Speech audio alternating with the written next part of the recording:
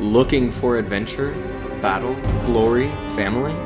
Come, be a part of one of the oldest role-playing guilds in the ESO community. Serve the banner of Great House Drez, Morrowind, and the Pact. House Nemos welcomes you.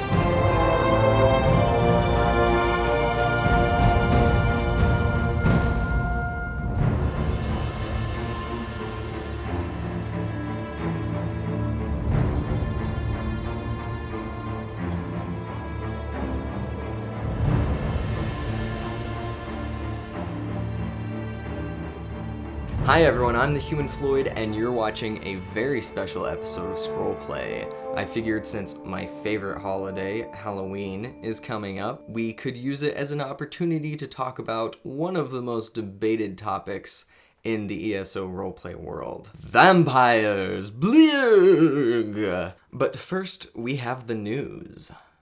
With a twist. Today, long-term news correspondent Thron is going to deliver the news to you guys. This is something that I've been wanting to do for a while, because I feel like Scrollplay definitely belongs to the whole roleplay community, and it's definitely not just about me, so I feel like this is a great way to kind of include other roleplayers in the show. Hello everyone, and welcome to Scrollplay. I'm Thron, the NADC guy, also known as the Cool Kids. Vane, you're welcome here at the Cool Kids table anytime you like. I've been helping Floyd here with Scrollplay since about Season 2 started, and I've been role-playing in the game since it started. I feel old! Anyways, without further ado, let's get on to the news. Starting off across the pond in EUAD news, the Odd Married Dominion chapter of the Golden Flame is now accepting contracts. If you'd like to hire the famed Danger Hunting organization, contact the names here, or perhaps here. I'm not the one who does the editing, so I don't know. Over in EUDC, we've seen an increase in Imperial activity, so are you ready for me to butcher some Latin? I'm ready for me to butcher some Latin. Our news this week comes from Lord Centurion Tyrion Venarius of the Centura Vindicta, our friendly neighborhood group of Imperial Legion soldiers who deserted and decided to join the Covenant to restore the Empire to its former glory. Following the success of the Lord Centurion's ball, tens of thousands of drakes were raised by generous citizens and philanthropic nobles. The money raised will go to the families of those who have already escaped Cyrodiil, as well as those still trapped in the starry heart of Nirn. Back on my side of things with the NAAD news, the recent Thalmor Symposium was attacked by a horde of undead. No one is sure who the culprit is, or why these creatures attacked. But the Thalmor and the brave attendees of the symposium put their attackers to steel and beat back the hordes of the undead. This just goes to show that the Thalmor and the Dominion, with bravery and determination, can defeat even the most unexpected of foes. And finally, here in NADC, we have triumphant news, as the Order of Awen has returned home. Condemned to die for those members of the Order who bear Hercian's curse, they were set upon by a pack of werewolf hunters. Brother and sister alike, Druid and Warden, were slain in the attack, and they were forced to go and lick their wounds in the sheltered shores of Rivenspire. But after regaining their strength, they have returned to their Dowerstone Isle home, and with a fresh pair of legs, new eyes, they are ready to take on any challenges that rebuilding may bring them. That's all the news I have for you guys this week. Thank you, Floyd, for letting me be a part of this, and thank you all for watching. Floyd, take it away, buddy. Awesome. Thank you, Thron, and thank you, as always, for your awesome news from NADC. Now, let's get to the topic at hand, vampires. Debates and flame wars on the topic of role-playing a vampire in ESO have been raging since like a year and a half, 2 years before the game even came out. And they're still going to this day. Perhaps today we can put at least some of those flames out with a sensible, lore-based discussion. We'll see. Welcome to Scrollplay Mal, or Malfunction, as you are also known. Thanks. Glad to be here. So we have a lot to talk about today. Yes, I hear this is the super spooky Halloween episode. Yes! So, yes, this is our Halloween episode. We're talking about vampires, which... Learg! Which is a massively controversial topic for Elder Scrolls role players. In fact, I've been on TESORP since way before ESO came out, and there were arguments about vampire roleplay then, and there are still today. And there will be forevermore. Yes.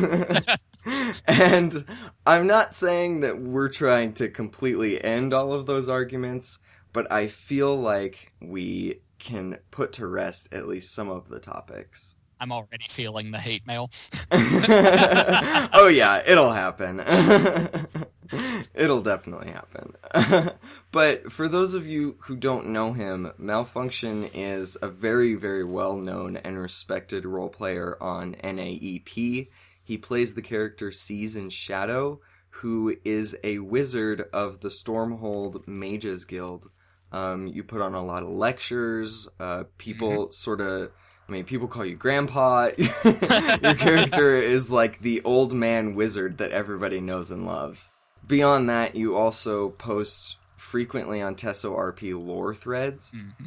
I mean, your responses are up there with Mycroft as far as citing your sources and being concise. I think that source citation is always important in something like this, so... Definitely, absolutely. That being said, everything that we reference is cited in the description. In fact, I plan on doing a lot of direct text citation.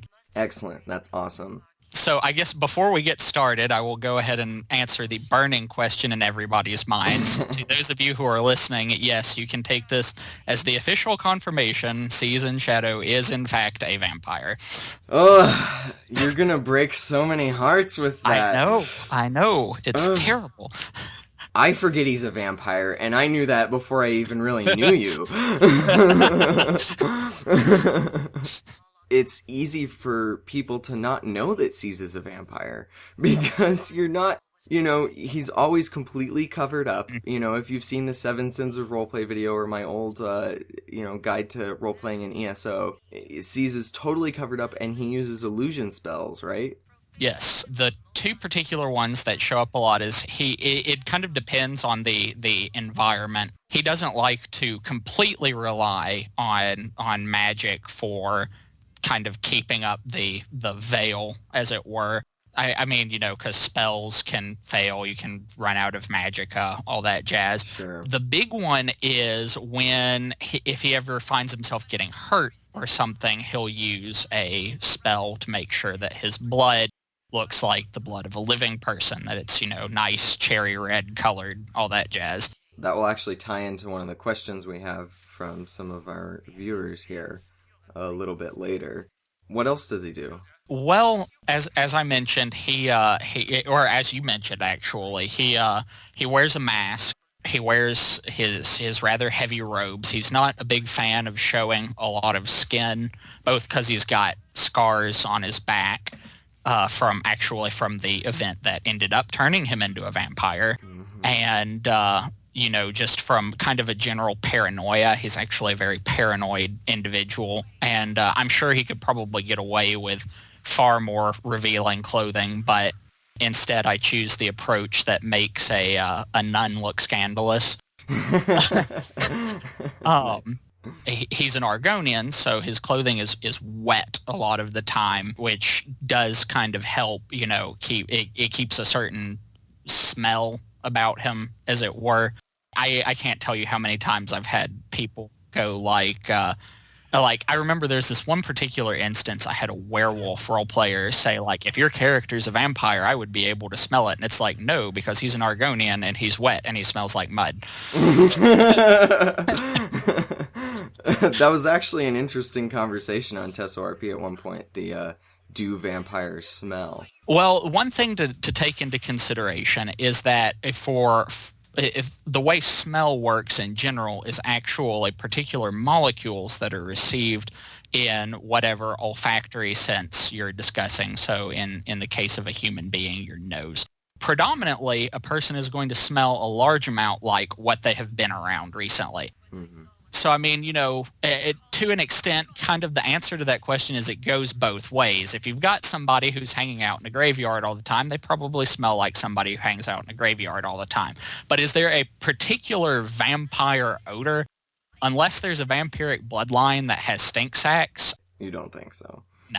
Yeah, that makes sense. And that also will kind of tie into the question coming later, are vampires dead? That is a surprisingly complicated question. So, Seas is the type of vampire, the strain of vampire that was introduced in Elder Scrolls Online, right? Yeah, the official name for it is Noxophilic sanguivore, Right, and that means that he does have an appearance as a vampire, right? To a certain degree, yes. The way I kind of explain his ability to be around other people is, first off, he does in-characterly feed fairly regularly, which does help. Second off, white scales and red eyes are a natural color for Argonians. So, Yep, and Argonians get paler scales as they get older. Yes, they do. In fact, for direct confirmation of that, if you want to, try making a character on Elder Scrolls Online, then take the little age bar for Argonians and slide it up and see what happens. He's had some people comment about, like, well, you're a very pale individual, and he's like, yeah, I'm old. What about it? Yeah. Why don't we talk a little bit about the things that you've learned in your time role-playing a vampire, because you've been role-playing in ESO since ESO was playable. Yeah, and we met really pretty early on, the first few months of the game's release, and none of my characters know that Season Shadow is a vampire. And they've known him for a year and a half. There are a grand total of 5 people who in-characterly know that Seas is a vampire, and every single one of them is for a very good reason, and Seas also has a backup plan in the possibility that they decide to say something about it to somebody they shouldn't. He's so paranoid. He's very paranoid. I've learned a lot of things. Before I was playing in the Banescale Fellowship, I was actually a member of a vampire roleplay guild, and the character at the time was a very different character. I actually ended up rewriting him to join the Banescale Fellowship. They're really, in kind of a way, 2 completely different characters. The first character that I played was your more stereotypical, very evil vampire, and there's some things to be said about it because, I mean, it can be fun to roleplay something like that, but you do have to recognize that your character is kind of the quintessential bad guy in that situation, and in stories, good things typically do not happen to the bad guy. So, you kind of have to be aware of that a little bit. There's a certain degree of give and take to role-playing a vampire.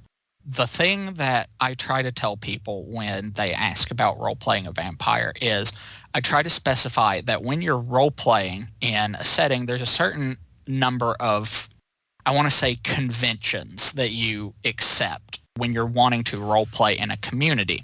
It's those conventions that allow collaborative role-play and storytelling to happen in the first place. Without them, you simply can't have it. Right, so you kind of have to make compromises when you're in such a big group of people. The thing that I tell people is when you're role-playing something, one of the conventions is everybody who's playing is, to a degree, roughly the same level of power, be it political power, actual combat ability, what have you. So if you're wanting to play something that is by and large more powerful than what other people are playing, like a vampire would be, for example. Your responsibility is still to adhere to those conventions. The conventions come first. So when you're role-playing a vampire, you have to come up with an explanation for why your character is not any stronger than somebody else out there who's playing a character that's not undead. Vampires have various abilities that come with their lineage. When you're making the character, you have to stop and think about, what can I do to, my character has these strengths. What weaknesses can I do to not make him this OP thing that nobody wants to play with? Right. What have you done with C's to kind of level the playing field? I'm actually pretty happy with what I came up with for C's because it both simultaneously answers the questions while making the character downright miserable. And I just have some outwriting miserable characters. He's a very old Argonian, and he looks it. But in actuality, as far as a vampire goes, he's very young. He's actually been a vampire he will be coming on 4 years in not even a month now at this point. The vampire who turned him and he don't exactly get along very well at all. So it's not like there's kind of this mentor-student relationship where he's got somebody showing him, hey, this is how all of this vampire stuff works. He's kind of figuring it out as he goes along. A lot of it's been figured out by accident. A lot of mistakes have happened along the way. And he's not a very big risk taker. He really has not explored much of his vampiric abilities. He hasn't even figured out how to feed off of somebody without actually physically biting onto them at this point. But he has figured out how to turn into a cloud of gas. He does have that under his belt, but that's about the full extent of it. The other thing is vampires typically have some sort of enhanced strength or speed, something about them that's mentioned in several lore sources. My explanation for why C's is not really that much stronger or faster than another role player is because he was turned when he was really, really, really old. So he's strong and fast for a 70-year-old Argonian, but he's not stronger or faster than a Nord in their prime. Right, yeah. And, I mean, that's not saying that a vampire can't roleplay having a vampire's enhanced strengths or speed. That's just saying they need to think of something about the character to serve as an offset. Yeah, absolutely. My second bit of advice for people who are thinking about role-playing a vampire is please read Vampires of Ilac Bay, the lore book. It is a journal of a recently turned vampire, and it's kind of a day-to-day account of what it's like to be a vampire, and that has by and far been the best resource for information on how to roleplay a vampire in the Elder Scrolls setting. It's like the required reading for vampire roleplayers. My third bit of advice for people who are wanting to roleplay vampires is stop and think about why you are wanting to roleplay a vampire. If you are wanting to roleplay a vampire just because vampires are like spooky and creepy and super powerful and awesome, please don't do it. There are themes and traits and things to explore, and your character is not supposed to be the most awesome character on the block. That's not how roleplay is supposed to work. If you're interested in vampirism and the lore and exploring those elements, then you should consider it. But if you're just wanting to be something that's like kind of dark and mysterious and terrifying, there are other things that you can consider in the lore that are probably a little bit easier to roleplay than being a vampire. And scarier and less overused. So why do you roleplay a vampire? I roleplay a vampire because I really enjoy the theme of a character that has kind of been afflicted with this condition that he doesn't like being this thing that he's been afflicted with, and it's got him in a very bad place. But at the same time, he's also, because of the situation that he's in, he's kind of forced to use it at the same time. And because of that, it puts him in this situation of, I have this thing, I hate it, but I also have to use it. And I think it's very interesting from a story perspective. I actually roleplay the character who turned C's into a vampire, and they've only had one encounter. But during that encounter, my character, Aulus Salar, said, "Why do you hate me for turning you into a vampire? Doesn't using your abilities help your tribe?"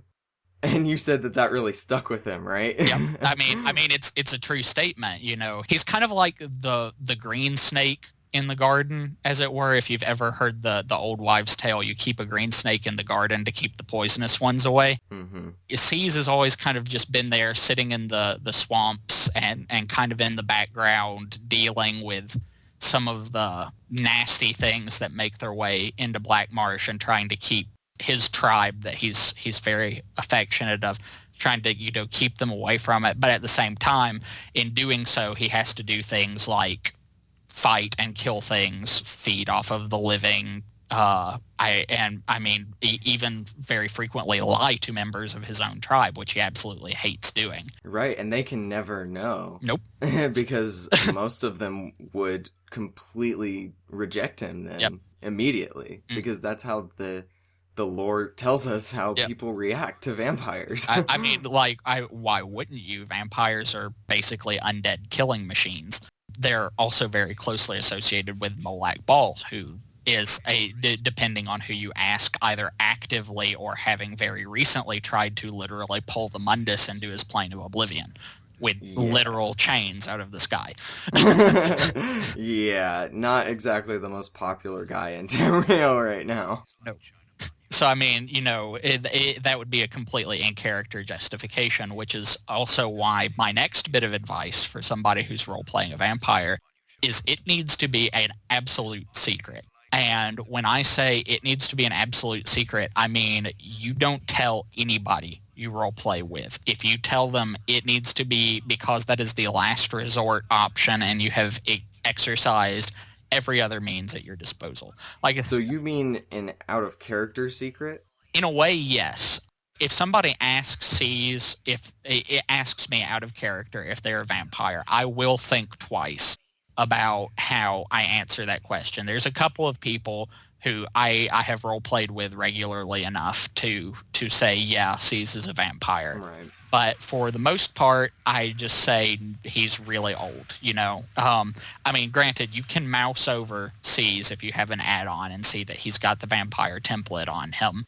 Right. That is to a degree a giveaway, but I could just be using that template for PvP. You don't know that. It would make sense for me to take the vampire template just to make C's look older. I wear the mind-shriven skin on him too because I like how it makes his tail look wrinkly.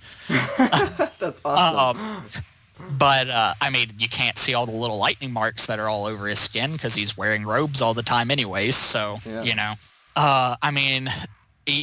have to be very careful with it. When I tell people in character that C's is a vampire, I also make sure, out of character, I explain to them that they cannot go around telling people that C's is a vampire, because if this becomes widespread knowledge, I can't play this character anymore, because anywhere I go, people will just try to kill him. Because they're going to metagame that knowledge. Either metagame that knowledge or what have you. It's something that you have to be very careful with. Yeah. And people will try to metagame you very frequently as a vampire, especially with that blasted add-on. Well, now everybody's going to know that you're a vampire. Oh, yeah, I guess I'll just have to trust the roleplay community with this. So, good luck on that, guys.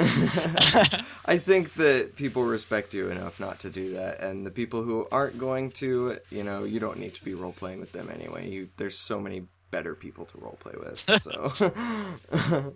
Awesome. Well, thanks so much, Mal. It's always good talking to you, of course. And... finally got you on the show, which I feel like has been long in coming. So I am always happy to help with Scrollplay where I can.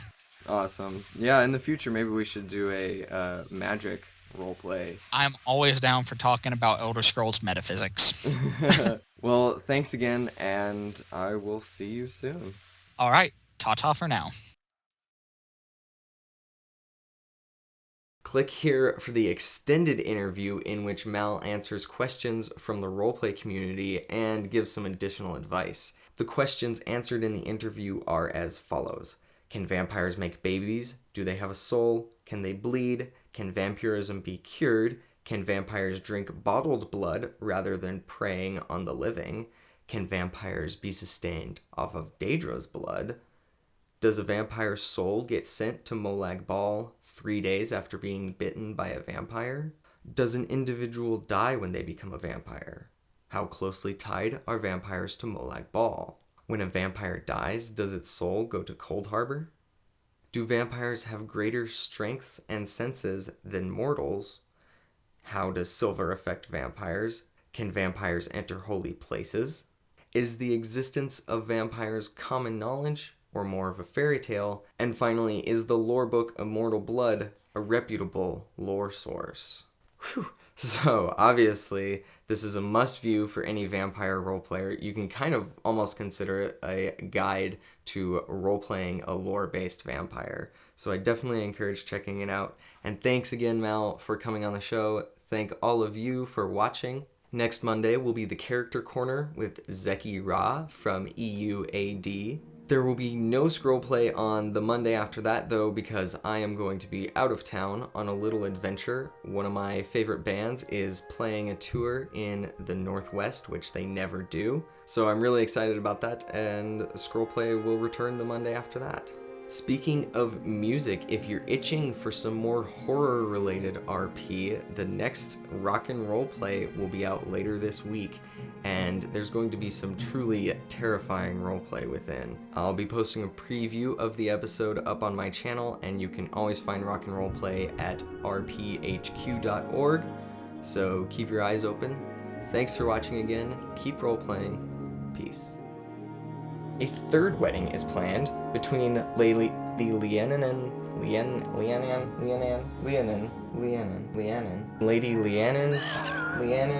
Gawadunan. A third wedding is planned between Lady